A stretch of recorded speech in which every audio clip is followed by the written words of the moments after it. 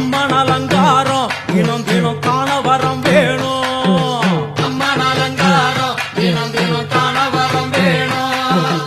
அம்மன் அலங்காரம் கண்டுவிட்டா நம்ம குற தீரும்.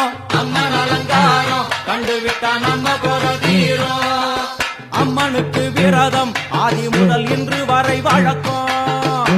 அம்மனுக்கு விரதம் ஆதி முதல் இன்று வரை வழக்கம். சமயபுரத்தில் நம்மை